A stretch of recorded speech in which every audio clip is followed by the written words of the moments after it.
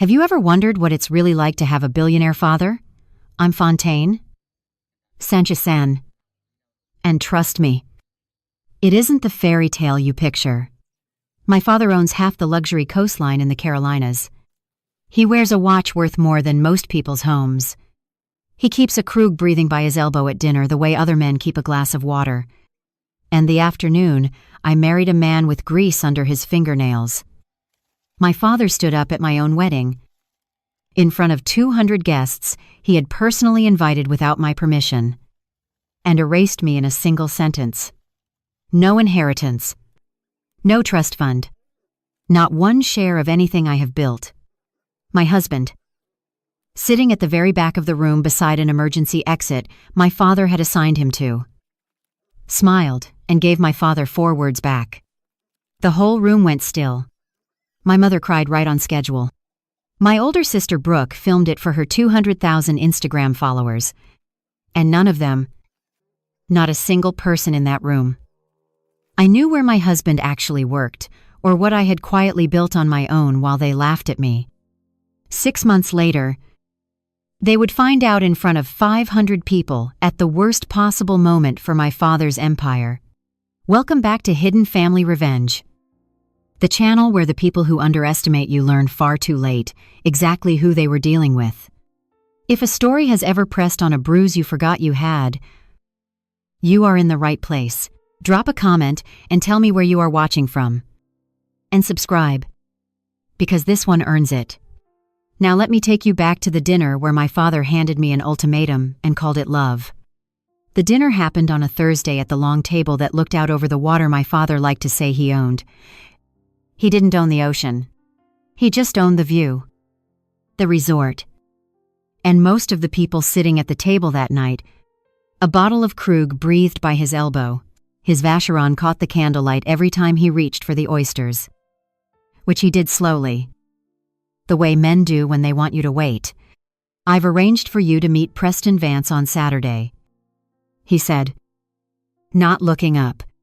The Vance merger is nearly closed. It would help things along if you two were seen together. I set down my fork. My grandfather had taught me to do small things with my hands when I needed to stay calm. And without thinking, I ran my thumb along the worn brass calipers I still carried in my bag. The ones Walter had pressed into my palm the year before he died. I'm seeing someone. Dad, I said. It's serious. That got his attention. Seeing whom? What family? You don't know him. The candles hissed. My mother's smile froze into something brittle. My father set down the oyster he had been savoring and looked at me the way he looked at a property he had decided not to buy. In this family, he said, marriage is a merger. Sentiment is for people who can't afford strategy. I did not tell him Owen's name. I did not tell him Owen would never fit at this table. And that I meant it as the highest compliment I knew. I only smiled and let the silence sit there. Because some answers are better delivered later. In person. With a much bigger audience. He had me investigated. Of course. That was the Porter way. 3 days later, I was summoned to his office on the top floor of the flagship resort, where the windows ran from the carpet to the ceiling and the chairs were chosen to make you feel smaller than you were. A slim folder sat on the desk. Owen Hale. My father read. Flat as a contract. Aircraft mechanic.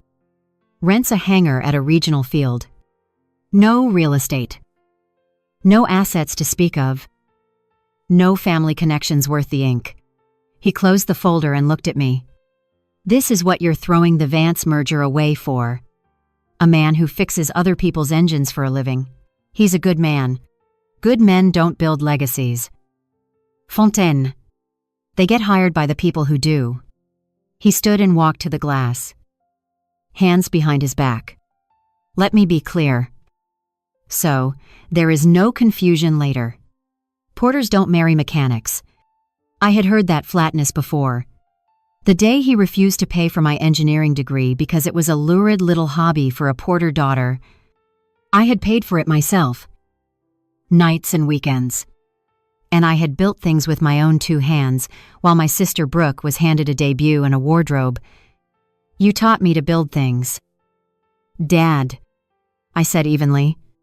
Don't act surprised. I built a life you didn't approve. He laughed once. Short and dry. There was one odd thing in that folder. Though, and it stayed with me for weeks. The investigator had found nothing. No debts. No scandal.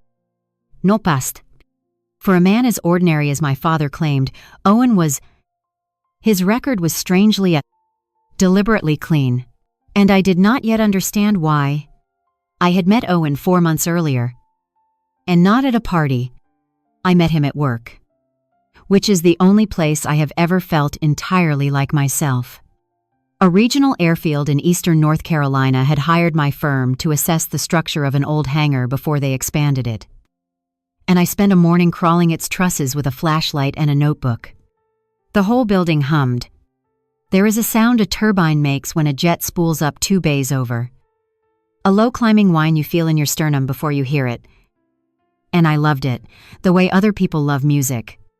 A man in navy coveralls was wiping his hands near the doors. Watching me measure a corroded gusset plate. The name stitched on his chest read Tidewater. A regional outfit I half recognized. That plate's been lying to inspectors for a decade. He said, "Tell me what you see." So I told him. And instead of nodding politely the way men do, he argued, and he was right twice and wrong once. And he admitted the once. We talked for 2 hours. He asked what I would build if nobody was paying me and nobody was watching. Which is a question no one in my family had ever thought to ask. He paid for our coffee in cash. A worn fold of bills.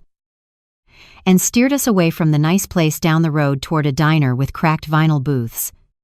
I noticed the pilots nodded to him a beat too respectfully for a line mechanic. I noticed, and I filed it away. And I let it go because he was looking at me like the work mattered. And the work was the realest thing I had. I don't care whose daughter you are. He said, when he walked me out. I believed him. He proposed in the hangar. Which was perfect. Because that was where I was most myself. No string quartet. No rooftop. No ring chosen by a personal shopper. He had machined a band himself on the lathe in the back.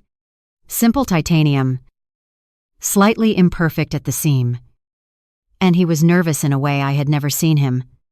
I can't give you the life they planned. He said, but I'll never make you small. I said yes before he finished. Telling my family was a different machine entirely. I gave them 2 months' notice. The way you would warn someone before setting off a controlled demolition. My sister Brooke heard within the hour and posted a story to her 200,000 followers. A photograph of a wrench. Captioned, "Bold choice. Hope love keeps the lights on." Followed by a laughing emoji. Preston Vance. The heir my father had picked for me. Went around telling people he had dodged something. My mother called and breathed into the phone for a full minute before speaking.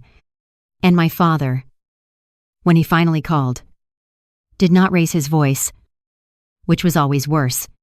"You want a wedding," he said. "Fine. I'll give you a wedding you won't forget." I should have heard the threat folded inside the gift. I did not. Because I was happy. And happiness makes you generous about people who have not earned it. I told Owen what my father had said. Expecting him to worry, he just nodded slowly. Like a man checking the weather before a flight he intended to make anyway. Let him plan whatever he wants. Owen said, "We'll still be married at the end of it." That calm should have told me something about who I had actually agreed to marry. It did not. Not yet. My mother arrived 2 days later with a folder of bridal magazines and a face arranged for grief. Diane Porter does sorrow the way other women do contouring. With patience and excellent lighting. She did not ask if I was happy. She asked what people would say. "Do you understand what this does to us?" she said. Dabbing a dry eye. "Your father has spent 30 years on this name. "You're tearing the whole thing down for a man who smells like motor oil." I told her motor oil was a smell I had grown to love. She set down the magazines like they had insulted her. "Don't make me choose." "Fontaine," she said. And there it was. The line she had used my whole life. The one that always meant she had already chosen and wanted me to apologize for noticing. I gripped the brass calipers in my bag until the knurled edge bit my palm. Because Walter used to say that a measurement does not care how you feel about it. And neither should you. You already chose. "Mom," I said. "A long time ago." She flinched. And for a second, something real moved behind the performance. "Your grandfather," she started. "Before he passed. He told me he asked me to make sure you," and then she stopped hard.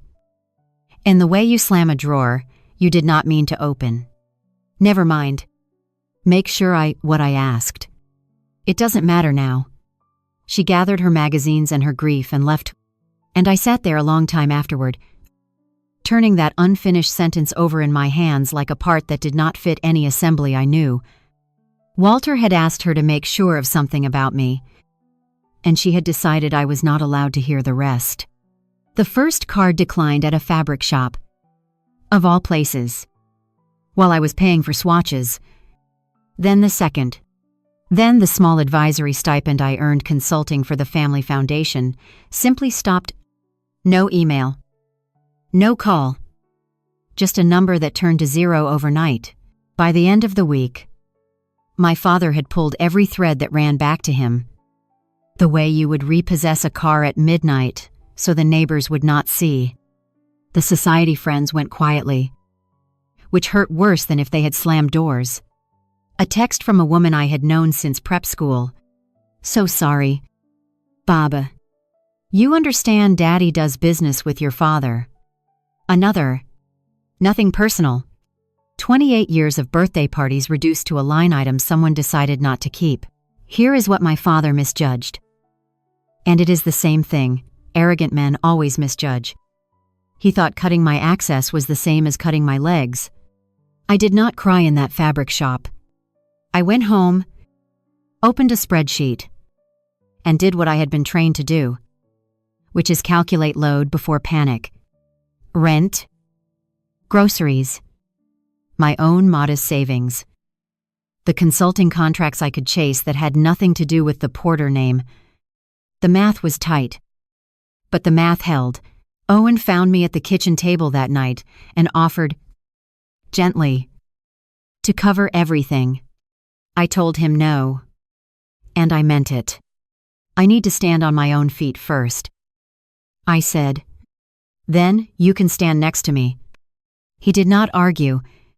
He just put a hand on my shoulder and let me work. My father had canceled a credit card. He had not canceled my hands, or my license, or the engine of a brain he had spent my whole life pretending was decorative. We moved into a small clapboard house near the field. The kind of place my mother would have called charming through clenched teeth. It had good light, a porch that caught the afternoon, and a kitchen barely wide enough for two people who liked each other. I loved it more than any room I had grown up in. But Owen, I was starting to notice, did not entirely add up. He would take calls late on the porch, voice low, and the words that drifted in were not mechanic words. "Push the maintenance window," he said one night. "No. I'll handle the board. Don't loop in legal yet." A mechanic does not have a board. I did not ask. Because we had agreed early that we would earn each other's truths instead of demanding them. The next morning, a trade magazine sat on our table, left there by one of his colleagues. And the cover story was about an aviation company I had vaguely heard of, with a headline about its reclusive founder, the billionaire who still turns his own wrenches. There was no photograph of the man's face, just a gloved hand resting on a turban blade. I glanced at it.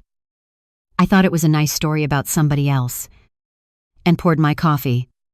Owen watched me from the doorway with an expression I could not read. something between hope and dread, and the look of a man waiting to see whether you will figure out a secret he once forgot to hide. Money's just a tool. Fawn, he said, almost to himself. I'd rather you trust the man than the toolbox. I laughed and told him he sounded like a fortune cookie. He smiled. But he did not laugh. And later, I would understand that he had been telling me the truth right out loud. And I just had not learned to hear it yet. Let me pause here. Because if you have ever been told your choices embarrassed the family, you already know exactly how this part feels. I read every comment. So tell me, has anyone ever measured your worth in dollars and come up short? Hit subscribe if you want to see this turn all the way around. Because the moment my father's face finally changed is coming. And I promise you it was worth the wait. Back to the story. We had planned something small. A chapel on the water. 50 chairs. The people who had actually shown up for us. We arrived to find the parking lot full of cars that cost more than the chapel.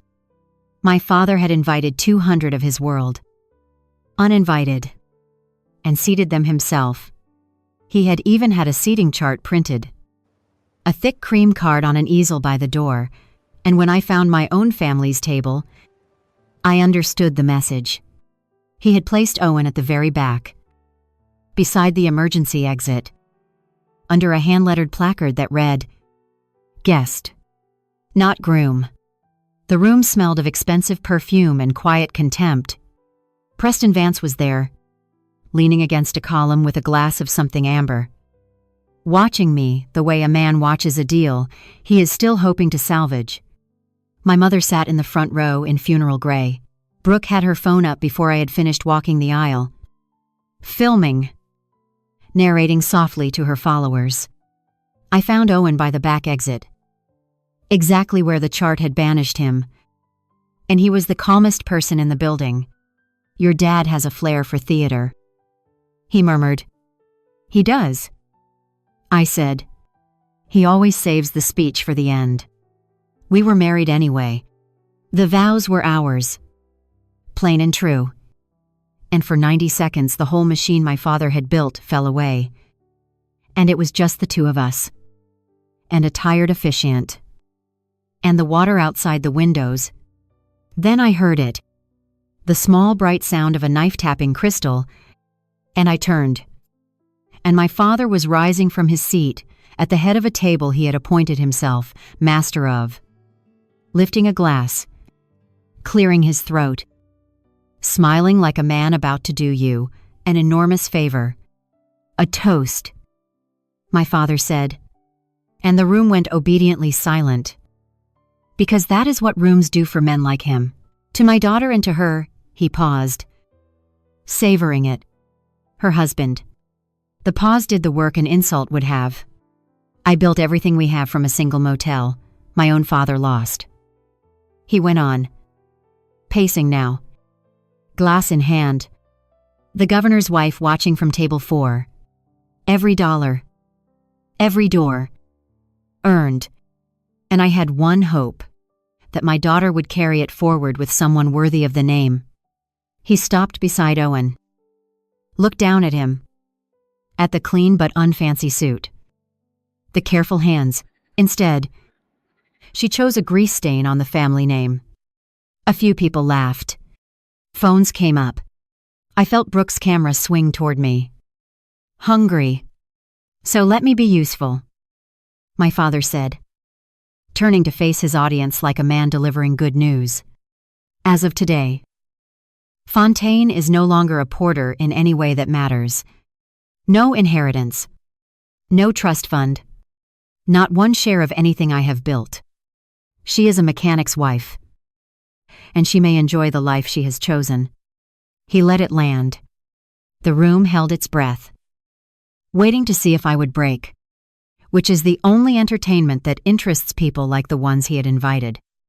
My mother dabbed at an eye and said nothing. Defended nothing. Did the thing she always did, which was to perform the wound while feeding the knife. I did not break. I stood very straight. The way Walter had taught me to stand when a load is heavier than it looks, and I let my father finish his performance. Because I had learned a long time ago that the loudest man in the room is usually the one with the least left to say. Then Owen stood up. He did it slowly. The way he did everything. Like a man who had never once been hurried by another person's panic.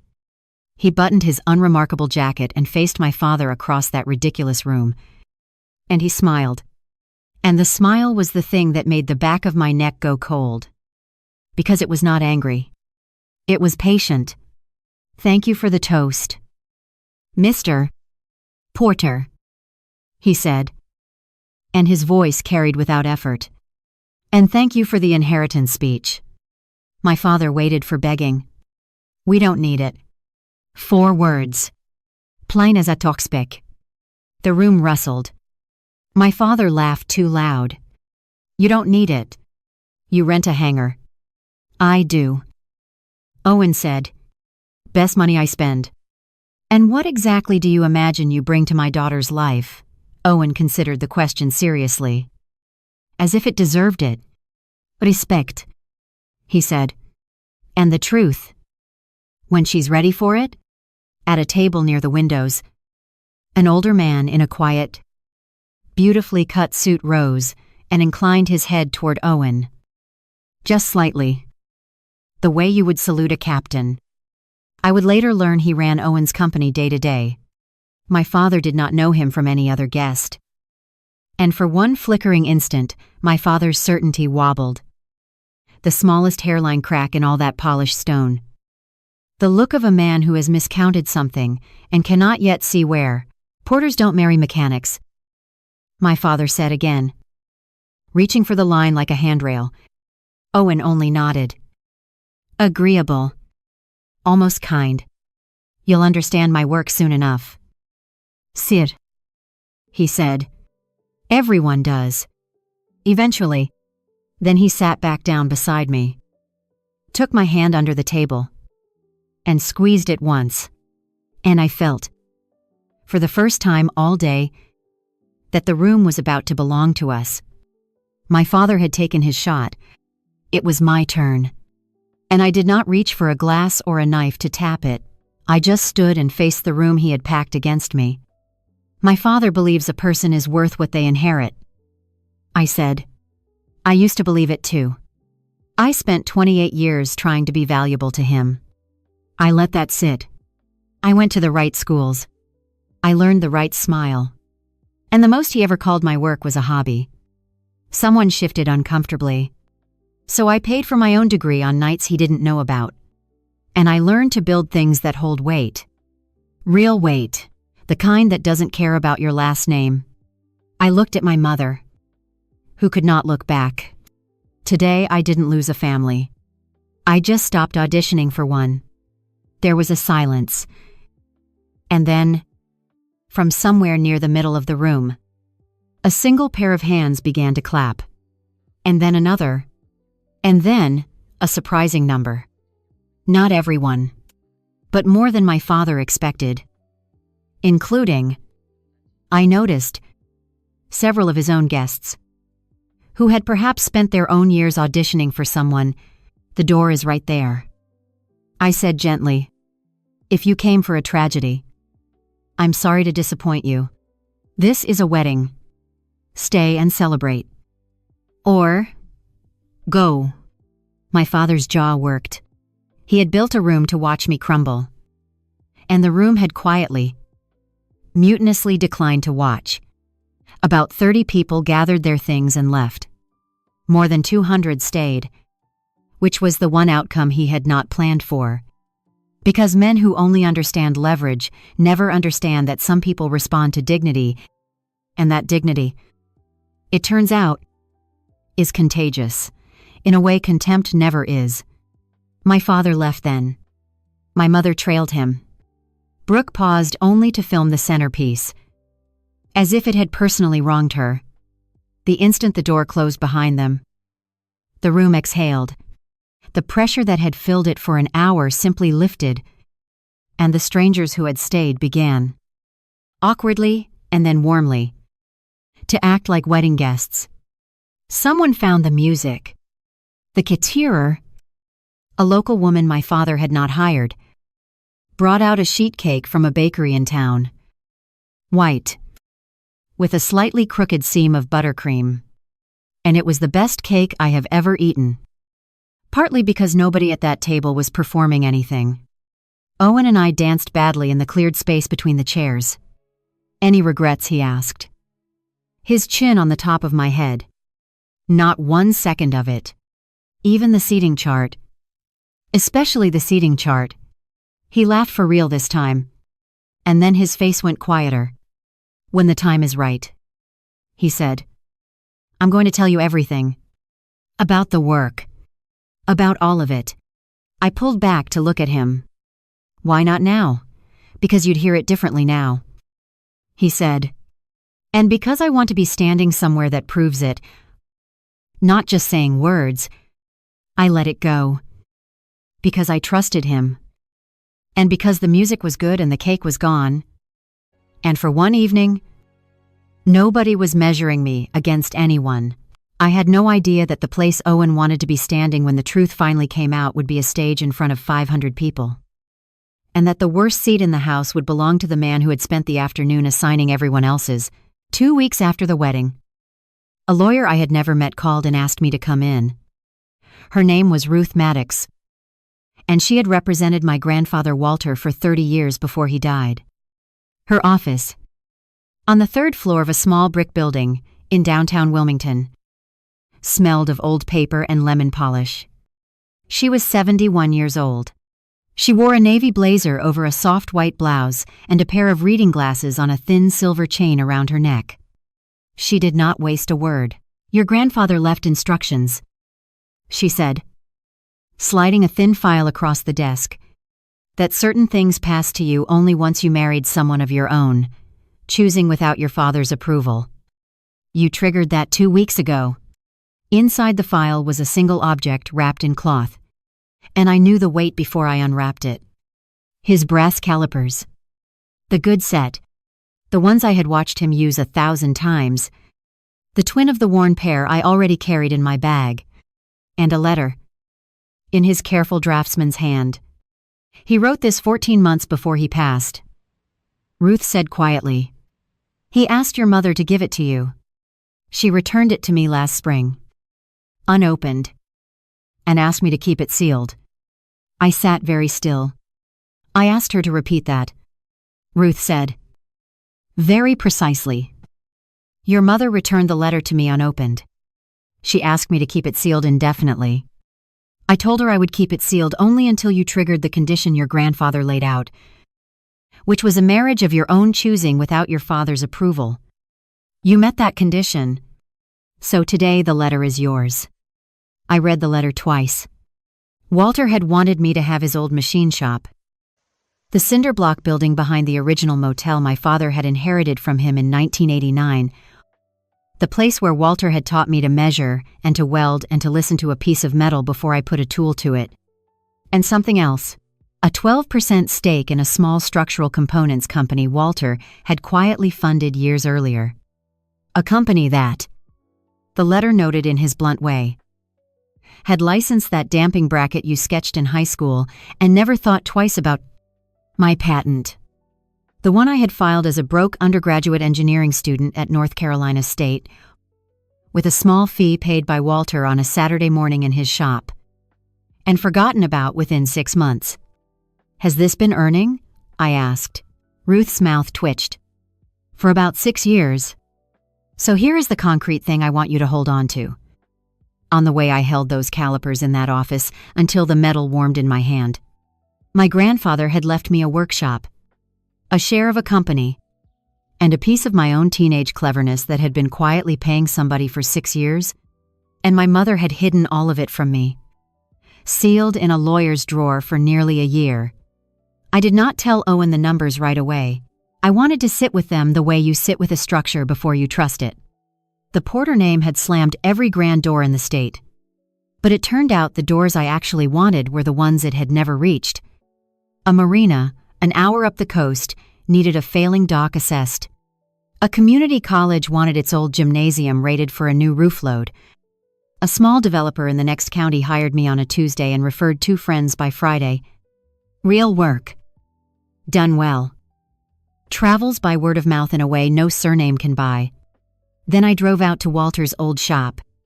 I unlocked it for the first time in 7 years and stood in the cool dim with the smell of cutting oil still in the walls. His tools were where he had left them. The lathe he had taught me on when I was 11. The Bridgeport mill in the back corner.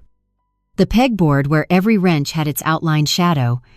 I called the components company my grandfather had funded. Introduced myself as the engineer behind the damping bracket. And listened. A little stunned. While a polite man named Mr. Whitlock explained how many bridges and parking structures across the southeastern United States now used my forgotten high school sketch, and what 12% of 6 profitable years amounted to. It was not a fortune by my father's measure.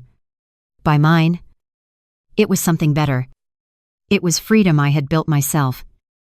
With a brain my family had spent 3 decades calling a hobby. And it had been quietly paying me the entire time. They were busy deciding I was worthless. Turns out, I told Owen that night. Finally. Sitting on our porch with 2 glasses of water between us. The thing they called a waste has been earning behind their backs for years. He grinned. That slow grin. Sounds like you didn't need rescuing. I never did. I said. And the funny thing was, saying it out loud, I realized it had always been true. The story was in the trade press all month. And even my father could not keep it off the business pages. Porter Resorts was about to open its crown jewel. A billion-dollar flagship up the coast. And the whole concept hinged on a single promise stamped across the brochures. Private jet to your suite. No terminal. No waiting.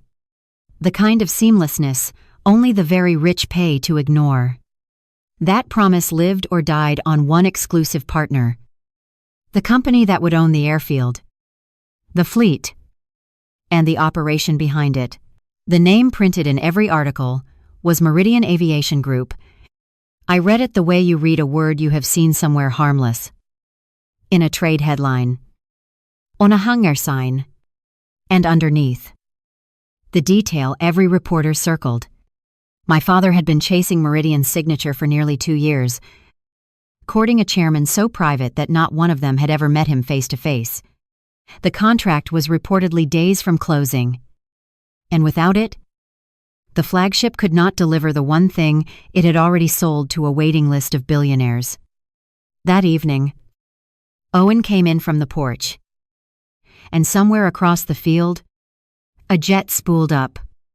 That low-climbing whine I had loved since the day we met. And the sound and the name brushed against each other in my mind for half a second before I let them drift apart again. Because the idea was too large to hold. Long day, I asked. Couple of contracts. He said, hanging his keys. One big one, finally coming to a head. I told him I had been reading about my father's resort. About the aviation partner he could not seem to land. Owen poured 2 glasses of water and said, mildly, "Is that right?" and changed the subject? And I let him. Because I still had not learned to add. Quick pause here. Because this is where it gets good. My father had spent 2 years chasing a partner he was never allowed to meet. While that same partner ate breakfast across my kitchen table and washed his hands of jet fuel in my sink. If you have ever watched an arrogant man walk straight into a wall he built with his own hands, you will want to stay right here. Subscribe and hit the bell so the ending finds you.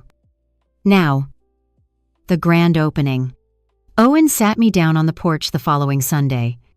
2 coffees and a long quiet before he spoke. I need to tell you something, he said, and I need to do it badly. Because I have never had to before. I waited. The hangar is real, he said. I fix engines because it keeps me honest. And it's the only place my brain shuts up. But it isn't all I do. I gathered.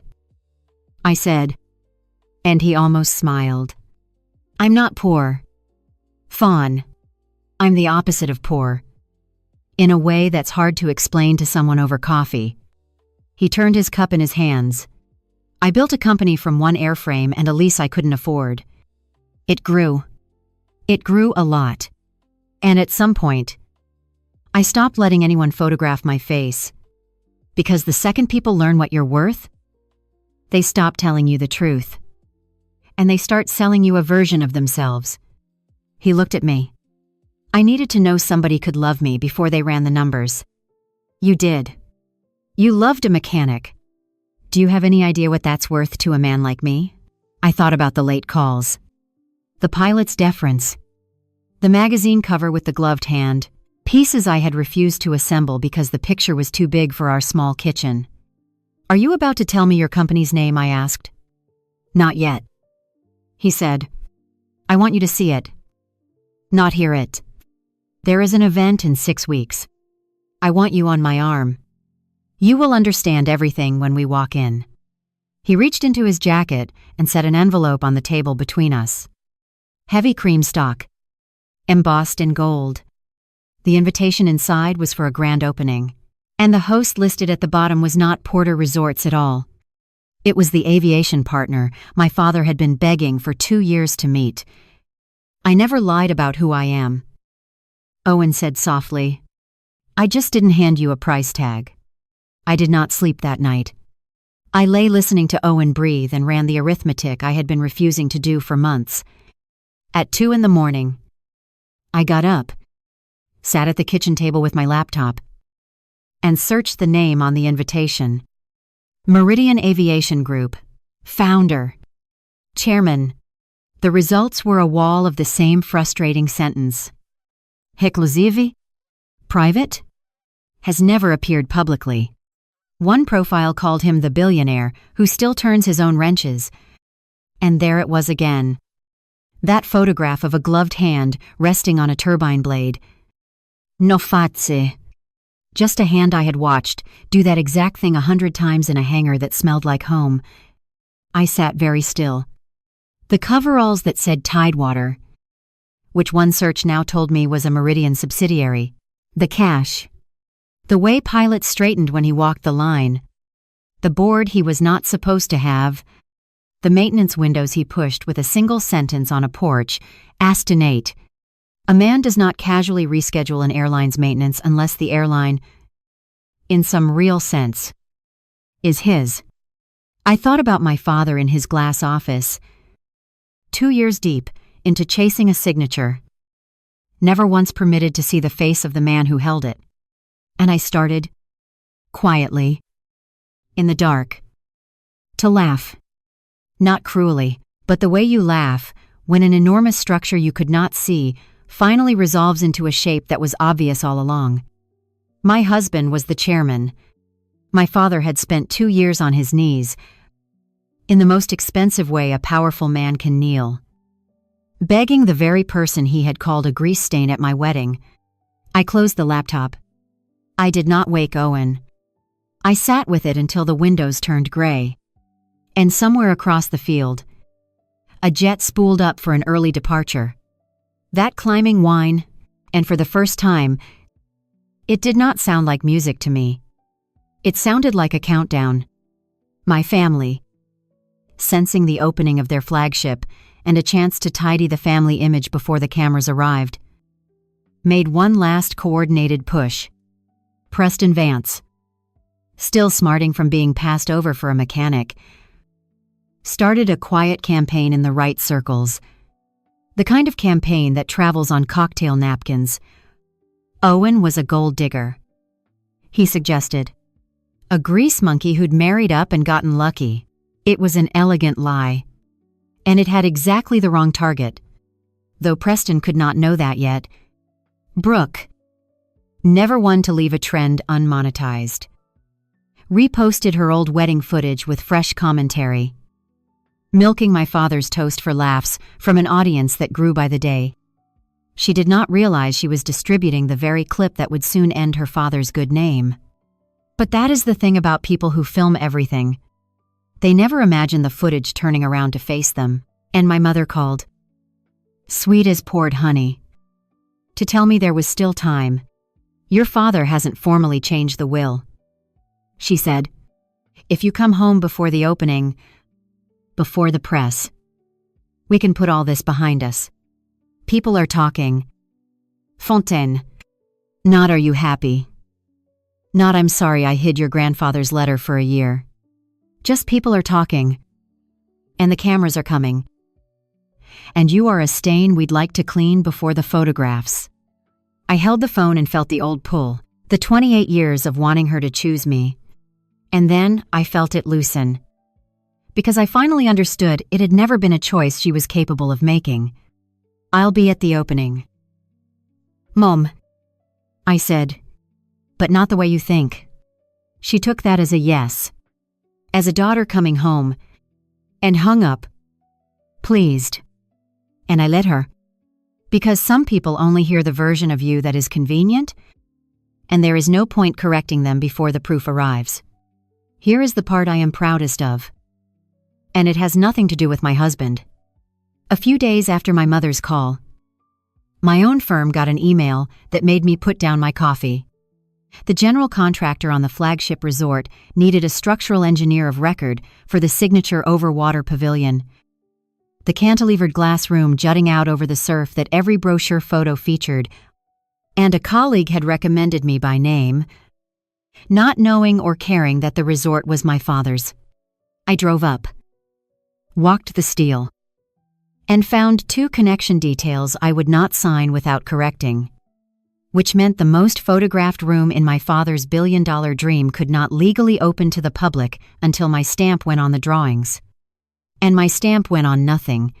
I had not personally verified. Sit with that. The daughter he had erased held the one signature his grand opening could not happen without. And she had earned it with a license he had refused to pay a dime toward. I want to be clear about what I did with that, because it is the whole point. I did not threaten to withhold it. I did not use it as a knife. I did the work correctly, the way Walter had taught me, and I signed the details that were sound. Because I am an engineer, before I am anyone's daughter. And a building does not care about your family drama when it is holding people 40 feet above the water. But I would walk into that opening not as a disowned daughter sneaking in on her husband's arm. I would walk in as the engineer whose name was on the load calcs for the room they would be drinking champagne in. I'm not going as anyone's wife. I told Owen that night. I'm going as the person who certified his building won't fall in the ocean. He looked at me for a long moment, then nodded slowly. The way he did when something made him proud enough that words would only get in the way. The night before the opening, Owen and I had the only real fight of our marriage, and it was a quiet one. You should have told me sooner, I said. I know. 2 years he chased you. You let him. I let the business decide who it works with. He said, your father got the same answer everyone gets who treats people like inventory. He just never knew it was me saying it. I was angry. And underneath the anger was the harder thing, the feeling of having been managed. However gently, there's a difference, I said, between protecting yourself and keeping me in the dark. There is. He agreed, and did not defend himself, which is the only thing that ever cools me down. I hid what I had. He said, I never hid what I felt. If that's not enough, tell me now. It was enough. I knew it was enough. The way you know a structure is sound. Not by feeling, but by checking. Tomorrow, I said. We don't humiliate him. Owen raised an eyebrow. I mean it, I said. We don't twist the knife. We don't make a show of it. Then what do? We just stop hiding. I said. We let the truth stand up in a room full of people and speak for itself. That's enough. That's always been enough. He was quiet a moment, then reached over and turned my grandfather's calipers in his hand. The worn pair I still kept by the bed. Walter would have liked you tonight, he said. Walter, I said. Would have liked you. Period. He started out a mechanic, too. Owen smiled at that. And we let the fight dissolve into the dark. And I lay awake a long time, imagining my father's face when the chairman he had begged for 2 years walked into the light. And I made myself a promise that whatever I felt in that moment, I would feel it quietly. Because the loudest person in the room is always the one who is losing. The flagship was staggering. I will give my father that. They had built it into the dune, so it seemed to float. And the overwater pavilion, my pavilion, glowed out over the dark surf like a lantern. 500 guests. A sitting governor. Investors with their own foundations. Reporters with credentials clipped to silk. And near the entrance, on an ezel, a seating chart. Because of course there was... My father could not throw a party without assigning everyone their rank. I scanned it the way I had scanned the one at my wedding. And I stopped on a single line near the center of the room. Chairman's table. Meridian Aviation Group. 4 chairs. Conspicuously empty. Reserved for a man my father still believed he was about to finally meet and impress. Owen's hand was warm at the small of my back. I had worn black. Clean lines. No apology. And the brass calipers were in my small bag. Because I no longer went anywhere important without them. My father spotted us from across the room and came over fast. Already smiling. The smile he used to close deals. And I realized, with something like wonder, that he thought my mother had been right. That I had come home. That the disowned daughter had crawled back in time for the photographs. Fontaine, he said warmly. For the benefit of the people nearby. I'm glad you came to your senses. He glanced at Owen with the barest civility. Surprised they let your husband pass the valet. Owen said nothing. Just that patient half-smile. Above us, a recording of a turbine spooling up began to swell through the speakers. The opening of the program, that climbing whine I knew in my bones, and the lights dimmed. And the master of ceremonies stepped to the microphone and said the sentence my father had waited 2 years to hear. Tonight, for the first time ever, the chairman of Meridian Aviation Group will appear in person. My father turned toward the stage with the hungry, hopeful face of a man about to meet the partner who would make his crown jewel real. The screens behind the podium woke up, and a single line of text resolved across them in clean white letters. Meridian Aviation Group. Founder and chairman. The recorded turbine climbed to its peak and cut to silence. And Owen let go of my hand. Gave me one small private look. The look of a man finally allowed to stand where the truth could see him. And he walked up onto that stage. I watched my father's face do something I had waited my whole life to see. And had stopped believing I ever would. It did not crumble. It emptied. The color simply left it top to bottom. Like water draining from a glass. His champagne flute tipped in his fingers. And he did not notice it spill down his cuff. My mother's hand flew to her mouth. Brooke, who films everything, lowered her phone for the first time in her adult life and just stared. 500 people rose to their feet in a wave of applause for the famously invisible man who had finally shown his face. And in the middle of all that noise, my father stood alone and motionless. The one person in the room who could not move. Because the grease stain he had named at my wedding was standing under the lights as the most courted man in the industry. And the daughter he had erased was watching from the floor with her hands folded and perfectly calm. The master of ceremonies leaned to the microphone. Please welcome the man who never shows his face.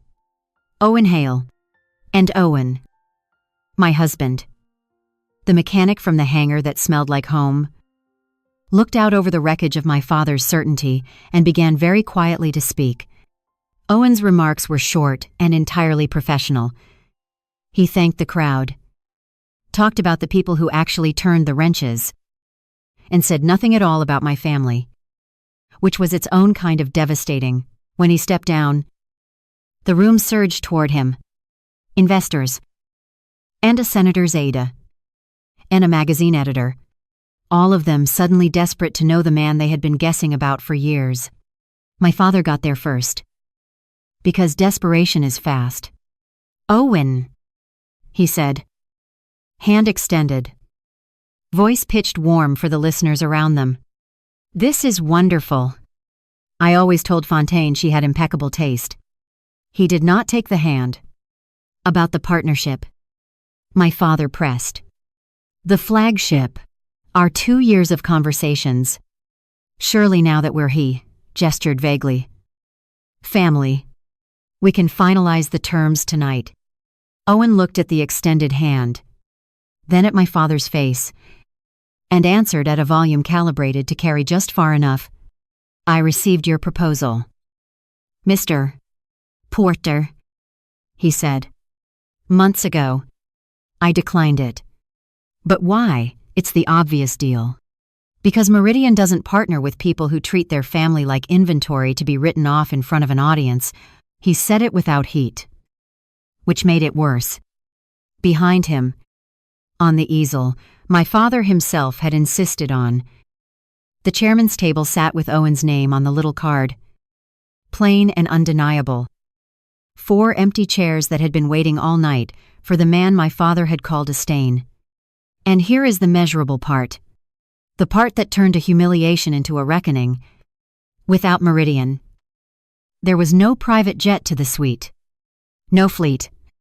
No airfield operation. My father had pre-sold that exact experience to a waiting list of the wealthiest guests in the country.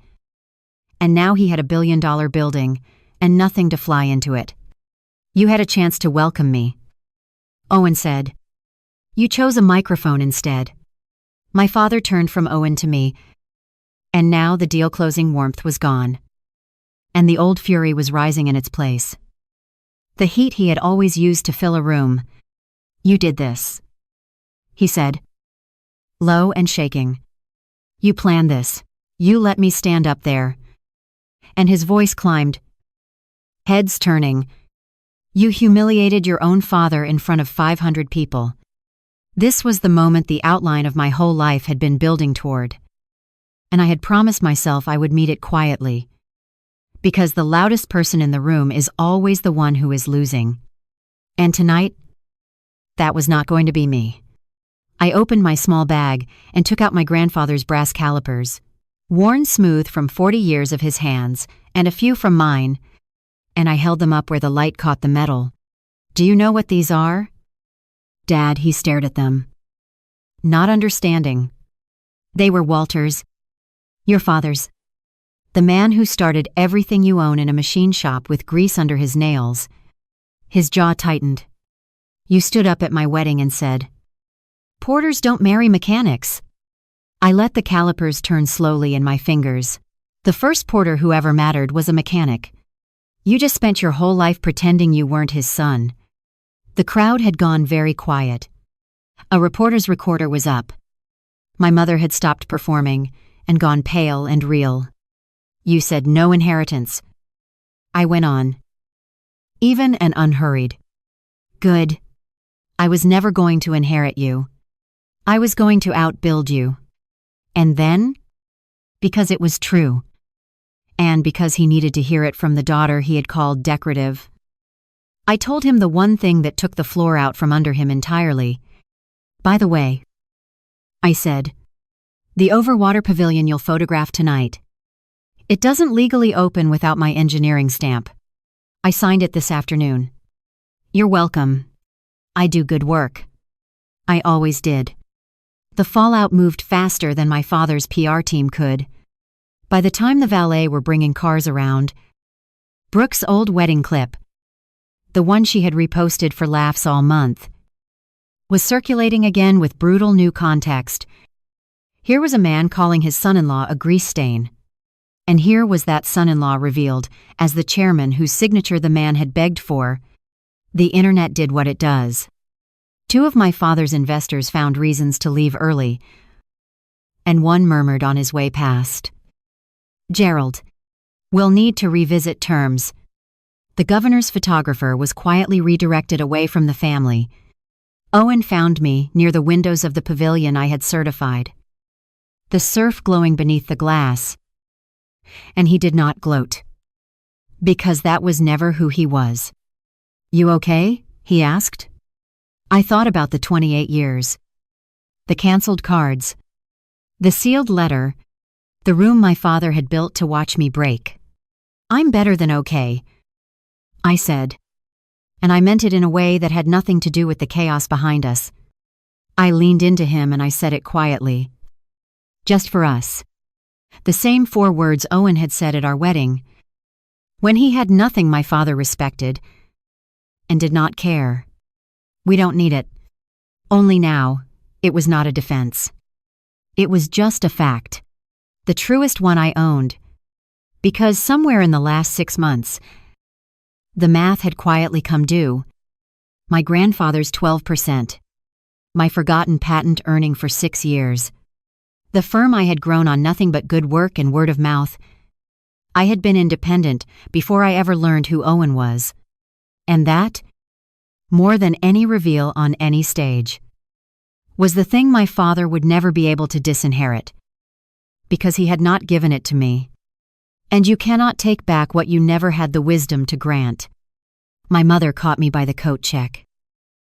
And the performance was already running. "Fontaine. Darling, you have to know I was always on your side. I wanted to speak up at the wedding. Your father, you know how he is. I had to protect yourself." I finished. She blinked. I did not raise my voice. I had promised myself I would not. Ruth Maddox gave me Walter's letter.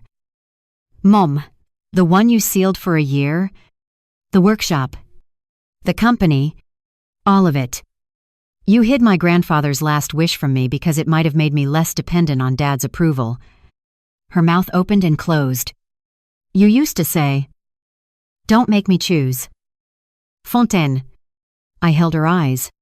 "You already chose. The day you locked that letter in a drawer." She had no script for that. And for once, she said nothing, which was the most honest thing she had done in years. Brooke drifted over then, mascara genuinely smudged. And to my surprise, the sneer was gone. "I didn't know about the letter," she said. "And I'm tired. Fawn, I've been the good one so long. I don't know what I am without it." It was the closest thing to truth she had ever offered me. And I felt the pull of it. The old wish for a sister.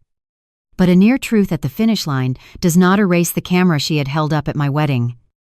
"I believe you're tired," I said gently. "I can even forgive you. I just won't hand you the truth again and watch you film it." She nodded and did not argue. And somewhere behind us, my father was learning, in real time, what it costs to spend a life confusing a price tag for a person. The flagship opened 2 months late. Stripped of the private aviation promise it had been built around, and the waiting list of billionaires quietly found other coastlines. Porter Resorts survived. My father is too stubborn and too rich to fail outright, but his board asked questions he had never been asked before. And the answers were on video. And a man who had spent 30 years being the loudest voice in every room suddenly found rooms going quiet when he entered. For reasons that had nothing to do with respect. I kept working. My firm took on 2 engineers, then a 3rd. Owen still drives out to the hangar most weekends and comes home smelling like the day I met him. And one evening, near dusk, my father showed up at our little clapboard house alone. No driver. No Vacheron. No script. He stood on the porch looking smaller than I had ever seen him. "Can I?" he started. And his voice caught. "Can I apologize?" I let him stand there a moment. Not cruelly. Just honestly. "I don't need the apology." "Dad," I said. "I needed it a long time ago." "And you didn't have it then?" He nodded. "Accepting that. What I need now," I said. is for you to mean the next 10 years more than this one sentence. He looked out at the field, at the last light, at the daughter he had tried to erase. Standing in a doorway she had built without him. I don't know how to do that, he admitted, and it was the first true thing he had said to me in decades. Then learn, I told him. Slowly, with your hands. The way your father taught you, before you decided you were better than where you came from. I did not slam the door on him, and I did not fling it open either. I left it where it belonged. Ajar. With the terms made plain, he could be in my life as a father if he could learn to be one. But never again as the man who held the purse and called it love. There would be no grand reconciliation scene. No tearful holiday where everything was forgiven in a single evening. Because real things do not repair that fast. And I am an engineer. I do not trust a joint that bonds too quickly. My mother sends careful notes now, testing the distance. Brooke and I text sometimes. Small and ordinary. Two people learning to be sisters without an audience. And my father comes by on occasional Sundays and sits in Walter's old shop while I work. Mostly silent. Watching my hands. And once in a while, he asks me what a tool does. And I tell him. And he listens. Which is something he never once did when I was the daughter he was trying to fix. It isn't a fairy tale. It's better than that. It's the truth, repaired slowly by people willing to do the work. With no one keeping a tab. These days, you can find me most evenings in my grandfather's machine shop. The one my mother tried to keep from me. The one I had to get married to a mechanic to inherit. Walter's brass calipers hang on the wall above my bench now. Both pairs, his and mine, catching the last of the light. Owen is out at the field. I can hear a jet spool up across the water. That low climbing whine that once sounded like music, then like a countdown, and now just sounds like my husband coming home. My father called me decorative. My mother called me a problem to manage. They were measuring with the wrong instrument the whole time. Here is the only lesson I will leave you with. The one Walter built into my hands before anyone else got the chance. Inheritance is what someone hands you. But worth is what you build when they don't. And no one can ever disown a thing you made yourself. That is my story. A canceled card, a borrowed hanger, a sealed letter, and a name I finally stopped needing. If this reminded you that your worth was never theirs to cancel, take that as your sign to go build something today. With your own two hands. Share this with someone who needs to hear it. Drop a comment and tell me where you watched from. And subscribe to Hidden Family Revenge. I will see you in the next one. A caliper is a simple tool. But it teaches a hard truth: you cannot measure strength with the wrong instrument. My father spent my whole life measuring people by inheritance, introductions, watches, table, and the kind of last name that opens doors before a person even speaks. By that measurement, Owen was nothing. By that measurement, I was only valuable when I made the porter name look polished. But steel does not care about polish. A load does not care about reputation. And a life built on honest work will always reveal the weakness in a structure built only for display. What Walter gave me was never just a shop, a patent, or a pair of brass calipers. He gave me a way to check reality when everyone around me was selling performance. Measure the work. Measure the truth. Measure who stays when the money is gone and who reaches for you when the room turns cruel. That is how you avoid living inside someone else's lie.